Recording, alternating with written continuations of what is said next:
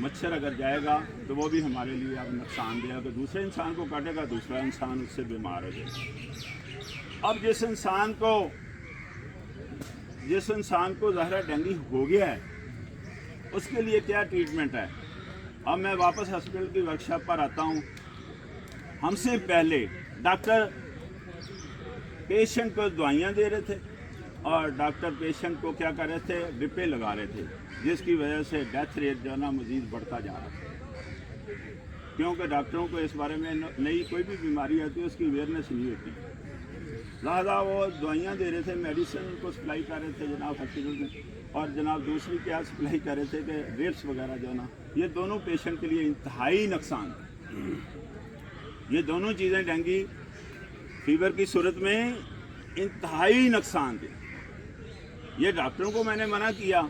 General awareness में मैंने ये कहा कि खाना कुछ नहीं है, खाना कुछ नहीं है, इस बीमारी की हालत में कुछ नहीं खाना, पीना ही पीना, खूब पिए, खूब पिए। पीना क्या पीना है? लेमन का जूस पिए, लेमन का जूस पिए, लेमन का जूस पिए। ज़रा चस्का नहीं आ रहा, लेमन का जूस क्या है? लून शून पा के, नींबू शिंबू निचोड़ के पानी च तो चंगी तरह स्कंजवी बना के ये पीनी।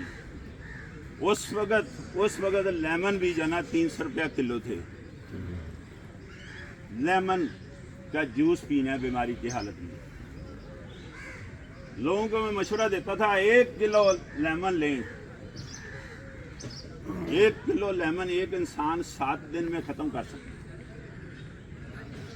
2-3 टाइम पिए तब भी 7 दिन लग जाते हैं।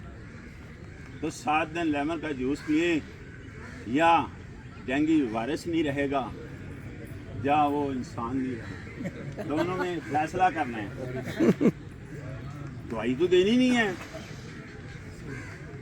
तो ये इशारतन मेरे ख्याल में पहुंच गए हैं, जिस पर हंसी आई है, बात बड़ी गौर से सुनी जा रही है, इस पर मैं हिट करने लगा हूँ।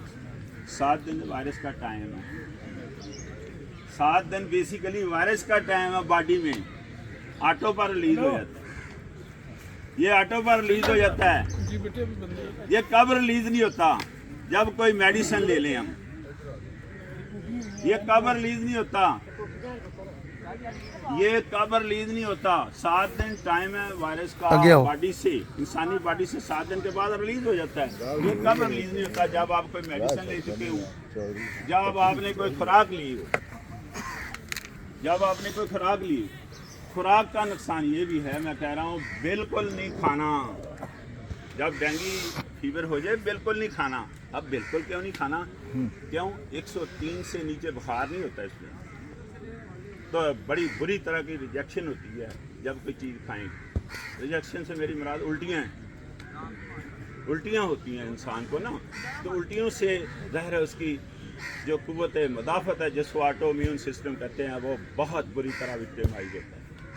तो कुव्वत मुदाफ़त में काम करना है, वायरस में तो 7 दिन रहना ही रहना है। लेकिन कुव्वत मुदाफ़त को किसने कमज़ोर किया? जिसने खाया, जिसने खाया। क्योंकि खाने से 103 बुखार पर रिजेक्शन होगी, उल्टियाँ होंगी, तो ज़ाहिर है उसकी कुव्वत मुदाफ़त बहुत ज़्यादा कमज़ोर होगी, वो सह नहीं पाएगा, वो सह नहीं पाएगा। तो ज़ाहिर है डेंगू को और चांस मिलेगा अगर खाएंगे आप, मेडिसिन लेंगे, और चांस मिलेगा स्टे करने का।